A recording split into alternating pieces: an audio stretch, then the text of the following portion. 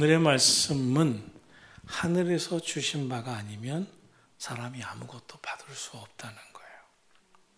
창세기 11장에 보면 바벨탑을 쌓는 사람들의 이야기가 있습니다. 그들이 이렇게 창세기 11장에서 말합니다. 우리 벽돌 만들고 견고히 구워서 성과 탑을 쌓아서 이 탑 꼭대기를 하늘에 닿게 하자. 그리고 우리 이름 떨치고 똘똘 뭉쳐서 흩어지지 말고 하늘까지 올라가자. 이렇게 외칩니다. 그렇게 될 줄 알았어요. 그런데 바벨탑을 쌓는 사람들의 기세는 하늘을 찔렀지만 정말 하늘까지 바벨탑을 쌓아 갈 것 같았지만 그러나 그들은 아무것도 하지 못했어요. 왜냐하면 하나님께서 그들의 언어를 혼잡하게 하셨어요. 그들을 서로 알아듣지 못하게 하셨어요. 그들을 결국 온 지면에 흩으셨어요. 더 이상 할 수 있는 게 아무것도 없었어요. 열왕기의 6장에 보면 아람 왕이 이스라엘에 계속 어마어마한 군대를 보냅니다. 그런데 계속 실패를 해요. 전쟁에서. 그러자 공중회의를 열면서 왜냐? 우리가 이스라엘 군대보다 이 아람 군대가 어마어마하고 전쟁에서 패배할 수 있는 그런 나라가 아닌데 왜 전쟁에서 지냐? 이스라엘에는 엘리사라고 하는 선지자가 있기 때문입니다. 그는 지금 이 아람 나라 궁중에서 우리가 회의하는 모든 것도 우리가 계획한 모든 것도 다 아는 하나님의 선지자입니다. 그래서 그 이스라엘 땅에 그 선지자가 있는 한 우리는 이길 수가 없습니다. 그래서 아람 왕은 꾀를 씁니다. 우리 군대를 그가 어디 사는지 알아보고 도단성에 산다고 하니 겹겹이 포위해서 엘리사 죽이자. 그래서 도단성을 겹겹이 포위합니다. 꼼짝없이 아람 군대에 겹겹이 쌓인 이 도단성과 도단성의 사람들과 엘리사 선지자는 죽는 줄 알았어요. 그러나 엘리사 선지자는 평온했어요. 모든 사람들, 사환도, 엘리사의 사환도 무서워 벌벌 떠는데 편안했어요. 그때 엘리사 선지자가 봐라 하면서 영의 눈을 뜨게 하자 이 도단성에는 하나님의 천군 천사가 겹겹이 에워싸고 불말과 불병거가 확실히 지키고 있었기 때문이었습니다. 아람 나라의 왕은 눈에 보이는 자신들의 기세로 승리할 줄 알았지만 그 도단성은 하나님이 지키고 계셨어요. 자기들이 강한 줄 알았지만 하나님이 지키시는 도단성을 이길 수가 없었어요. 사람들의 생각에는 내가 다 하는 것인 줄 알아요. 우리가 세상 살면서 믿음 갖고 산다고 하면서도 하는 것은 뭐냐면 무엇을 해내면 내가 했지, 내가 시험 치렀지, 내가 상사했지, 내가 뭐 했지. 우리가 알아야 할 것이 있는데 우리가 한 것이 아닌 거예요. 우리가 한 것이라면 아주 위태로운 거예요. 우리가 한 것이면 언제 바벨탑이 무너지듯 무너질 줄 모르기 때문입니다. 하나님이 역사하시고 하나님이 은혜 부어주셔서 하신 것이라면 걱정이 없어요. 하나님이 지켜주시기 때문에. 성경은 말씀합니다. 모든 것이 주님의 선하신 뜻대로 된다고. 오늘 본문의 말씀을 역설적으로 이렇게 말할 수도 있습니다. 만일 하나님이 주시기로 하시면, 하늘에서 주시기로 하시면 사람이 아무리 막아도 응답을 받게 된다. 하나님이 역사하시면 안 될 게 없다는 거예요. 이 믿음이 있기를 축원합니다. 누가복음 2장에 보면 아기 예수가 태어나고 8일째 되는 날에 할례 의식 때문에 성전에 오르십니다. 그때 시므온이라고 하는 할아버지가 축복하면서 마리아에게 이렇게 전합니다. 이르되 보라, 이분은 많은 사람을 패하게 하거나 흥하게 하기 위하여 세움을 받으신 분이십니다. 그때 마리아가 그 말을 듣고 놀랍게 여기죠. 성경은 예수님이 이 땅에 오셔서 하시는 일은 뭐냐면 많은 사람을 흥하게 하실 수도 있고 패하게 하실 수도 있는 분으로 오셨다는 거예요. 그러므로 우리 인생에 주님이 내 삶에 예스 하셔야 돼요. 내가 그렇게 하리라. 내가 응답하리라. 주님이 주셔야 되는 겁니다. 그러므로 여러분, 여러분의 인생에 대해서 염려하기보다 기도하고 근심하기보다 간구하고 주님의 예스 하시는 응답, 그 응답 받도록 간구하기를 축원합니다. 야고보서 5장 16절에 보면 의인의 간구는 역사하는 힘이 크다고 그랬습니다. 엘리야는 우리와 똑같은 성정의 사람이지만 그가 비가 오지 아니하기를 간절히 기도하자 3년 6개월 동안 땅에 비가 오지도 않았고 다시 기도하자 하늘이 열리고 비를 내려 주어 땅이 열매를 맺었다고 말씀하고 있습니다. 하늘을 열어주신 주님 앞에 엘리야는 우리와 똑같은 성정의 사람이지만 똑같이 피도 있고 뼈도 있고 피부도 있고 먹기도 하고 똑같은 사람이지만 엘리야의 간구는 역사하는 힘이 큰 기도였기 때문에 그가 간절히 기도하자 하늘이 열리고 3년 6개월 동안 비가 오지 않던 땅에 비가 오고 다시 기도하자 열매도 맺는 역사가 일어났다는 거예요. 사랑하신 성도 여러분, 오늘 저와 여러분의 기도가 역사하는 힘이 큰 기도가 되기를 축원합니다. 하나님이 역사해 주시는 기도가 되기를 예수님 이름으로 축원합니다. 인간의 인생은 도저히 견디기 힘든 무력감에 빠지거나 고난에 빠지거나 고통에 빠지는 순간이 찾아옵니다. 욥기 30장에서 욥이 이렇게 고백합니다. 이제는 내 생명이 내 속에서 녹아버리고 있습니다. 환난이 나를 사로잡아 버렸습니다.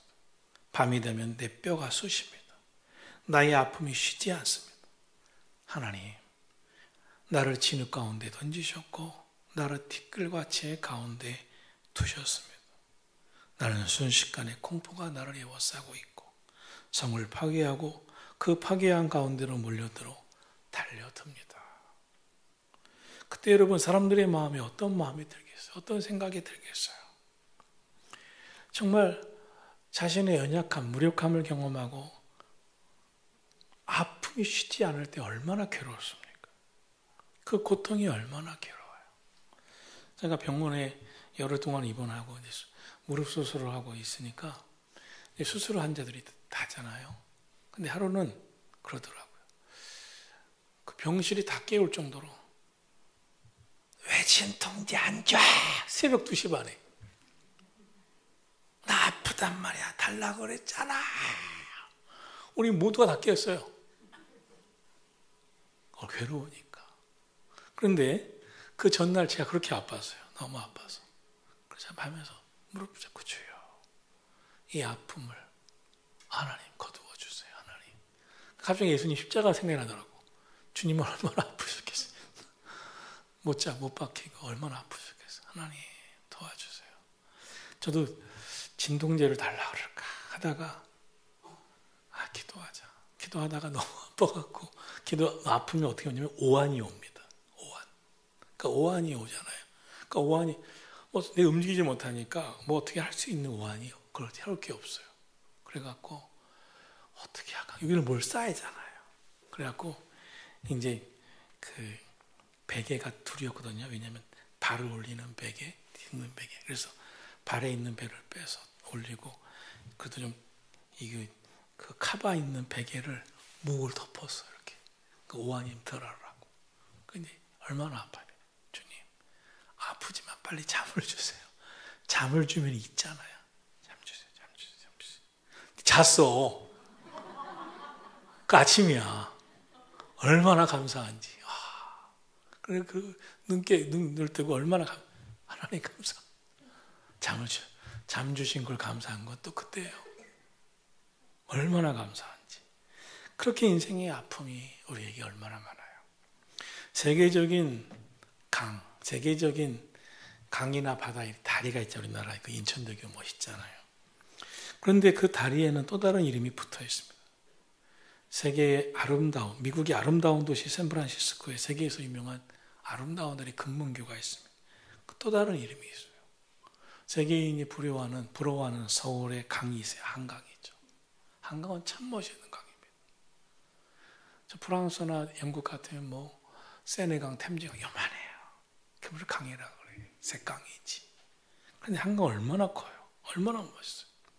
그런데 한강에도 다리들이 많잖아요. 멋있는 한강 다리들. 근데 한강 다리들은 그렇게 멋있는 강의 다리지만 또 다른 이름이 있어요. 뭐죠? 자살다리. 한강으로 올라가면 이 한강 지키는 CCTV들이 막 겁나는 거예요. 또 던지나 몸을. 왜 그렇습니까? 수많은 사람들이 세대를 거쳐 그곳에 자기의 목숨을 던져버리기 때문에 그렇습니다. 인생에서 한 번 실패한 사람들, 살기 힘들어 죽고 싶다는 사람들, 사랑에 실패한 사람들, 사업이 망한 사람들, 몹쓸병에 걸린 사람들, 외로운 사람들, 마음의 상처를 받은 사람들, 아내가 먼저 떠나 이제 외로워 못 견디겠다고 하는 노인들, 모든 미국의 공통분모가 있죠. 인생의 연약함, 인생의 아픔, 인생의 무력감. 그래서 사실 이런 순간이 인생에 한두 번만 오는 건 아닙니다. 수없이 옵니다. 우리 어떻게 살아야 돼요? 성경의 위대한 인물 가운데 한 사람이 다윗. 다윗은 성경에서 보면 죽을 뻔한 위기를 수없이 견딥니다. 야, 저렇게 죽을 뻔했을까 할 정도예요. 그럼에도 불구하고 죽지 않고 결국 승리하고 통일 이스라엘의 왕이 됩니다. 그때마다 한 거예요. 하나님, 나는 아무것도 내 힘으로 할 수 있는 게 없습니다. 나는 너무나 무력합니다. 누구도 나를 도와줄 사람이 없습니다. 주님 외에는 나의 도움이 되실 분이 없습니다. 주여, 나를 도와주옵소서. 그의 인생의 연약함, 무력함, 그때 다윗이 간절히 기도할 때 하나님은 그의 기도를 들어주셨어요. 성경은 인간이 겪는 곤란은 하나님이 살아계신 분이라는 사실과 하나님 우리가 당하는 문제를 능히 해결해 주시고 우리를 향한 관심과 사랑이 많으시다는 분인가, 우리가 그 하나님을 분명히 믿는 믿음으로 기도할 때 하나님은 응답하신다는 것을 가르쳐주고 있습니다. 예수님은 마가복음 9장에서 말씀했습니다. 할 수 있거든이라고는 물음표가 무엇이냐? 믿는 자에게는 능치 못함이 없느니라. 주님을 믿는 자에게는 능치 못함이 없느니라. 사랑하시는 성도 여러분, 오늘 믿음 가지고 기도하기를 축원합니다. 우리 학생들 시험을 치르거나 꿈이 있거나 목표가 있어요. 하나님, 나 이렇게 주님 위해 살겠습니다. 주님 위해 이렇게 하려고 합니다. 주님 위해 이렇게 살겠습니다. 앞으로. 네, 꿈을 꼭 이루어 주세요. 대학도 응답해 주시고, 대학도 가게 하시고, 직장도 가게 하시고, 인생의 꿈도 이루어지게 해주세요. 우리 인생에 아무것도 할 수 없는 무력함에 빠질 때가 있어요. 그래서 막 포기하고 싶을 때도 있어요. 세상에 희망이 안 보여서 큰일이다라고 생각할 때가 있어요. 그러나 여러분, 우리가 분명한 것이 있어요. 전능하신 하나님은 살아계세요. 우리는 그 하나님을 믿는 사람이에요. 그 하나님은 우리의 기도를 듣기를 원하세요. 기도에 응답해 주세요. 믿음으로 간구하면 하나님이 역사해 주십니다. 성경에서 꽤 많은 사람, 머리 좋은 사람, 야곱, 자기의 꾀로 장자권도 샀고 축복도 빼앗았고 외삼촌의 집에 들어가 그 꾀를 꾸면서 부자가 되어 고향으로 급하게 돌아옵니다. 그런데 그런 자기의 꾀도 통하지 않는 게 하나 있었어요. 형 에서의 마음입니다. 형 에서가 이 야곱에게 당한 것 때문에 갖고 있었던 복수심, 장자권 뺏어가, 축복 빼앗아가. 그래서 선물 공세, 많은 재물을 형에게 강 건너편으로 보냅니다. 사랑 표현도 많이 합니다. 그러나 형의 마음은 돌이킬 수가 없어요. 형의 마음을 바꿀 수가 없어요. 그래서 야곱이 혼자 야복강에 엎드립니다. 강가에 남아 혼자 엎드려 기도하는데 성경은 천사와 씨름했다는 표현을 했습니다. 그동안 사람과 싸우고 사람을 향해서 꾀를 꾸미면서 사람의 이과의 관계에서 승리해왔던 그가 이제는 더 이상 사람과 싸울 수 있는 형편이 안 되었어요. 하나님은 거기까지 코너로 몰고 가셨어요. 그가 할 수 있는 것은 하나님 앞에 엎드리는 거예요. 이유는 한 가지입니다. 하나님이 도와주셔야 되기 때문에. 하나님이 역사해 주셔야 되기 때문에. 그래서 간구하며 하나님 도와주세요. 하나님 도와주시지 않으면 나는 아무것도 할 수 없어요. 하나님이 축복해 주시지 않는다면, 기도 응답해 주시지 않는다면 나는 이 시간 하나님 붙잡은 손을 놓아드리지 않을 거예요. 천사와 씨름합니다. 환도표를 부러뜨리죠. 그래도 그는 놓지 않습니다. 간절히 붙들고 기도합니다. 기도의 씨름을 다합니다. 왜 그랬을까요? 하늘에서 주신 바가 아니면 사람이 아무것도 받을 수 없음을 알았기 때문입니다. 하나님이 주셔야 되기 때문에 오늘 성경도 말씀하는 거예요. 하나님이 주셔야 된다는 거예요. 이 믿음이 여러분 가운데 있기를 축원합니다. 오늘 우리가 누리고 있는, 살고 있는 모든 것은 하나님이 주셨기 때문에 받는 거예요. 하나님께서 주시지 않았으면 다 불가능하고 것들이에요. 오늘 우리가 누리고 있는 것, 하나님의 은혜인 줄 모르고 살면 하나님이 거둬가시면 순식간입니다. 그러나 인간은 이 세상에서 자신의 인생을 자랑하고 진보를 자랑하고 자기 인생이 나아지는 것을 착각하고 있어요. 왜? 지금 우주를 여행하고 AI를 만들고 많은 전염병들도 각종 의학의 기술로 고칠 수 있다고 생각하기 때문에 그렇습니다. 그러나 안 되는 게 얼마나 많은지 몰라요. 그래서 인간 스스로 자신의 운명을 자기가 해낼 수 있다고 생각합니다. 하나님 없이도 살 것처럼 우리를 유혹합니다. 그러나 성경은 분명히 가르쳐요. 요한복음 15장 5절입니다. 예수님 말씀하십니다. 너희가 나를 떠나서는 아무것도 할 수 없느니라. 여러분, 우리가 이 믿음이 분명히 하나님, 나 주님 떠나서는 아무것도 할 수 없어요. 하나님이 주셔야 돼요. 하나님이 응답해 주셔야 돼요. 그럼 오늘 어떤 마음을 가져야 돼요? 첫째, 살아계신 하나님을 믿어야 돼요. 하나님의 사랑을 믿어야 돼요. 하나님은 기도할 때 응답하심을 믿어야 돼요. 둘째, 자신의 연약함을 인정해야 돼요. 거기에 솔직해야 돼요. 나는 연약합니다. 그래서 하나님을 더 간구합니다. 셋째, 열정을 다해야 돼요. 세상에 열정 없이 되는 건, 간절함 없이 되는 건 아무것도 없어요. 세상에 열정, 간절함 없이 되는 걸, 장사꾼도 장사를 열심히 열정을 갖고 노력해야 되는 거예요. 학생도 열정을 갖고 간절히 공부해야 더 꿈에 도달할 수 있는 거예요. 만약에 자기가 할 수 있는 게, 어떤 사람은 노래를 잘하면 노래를 더 열정적으로 불러요. 노래를 못하는 사람 연기라도 열심히, 연기도 못하는 사람 일이라도 열심히, 자기의 열정을 다해야 돼요.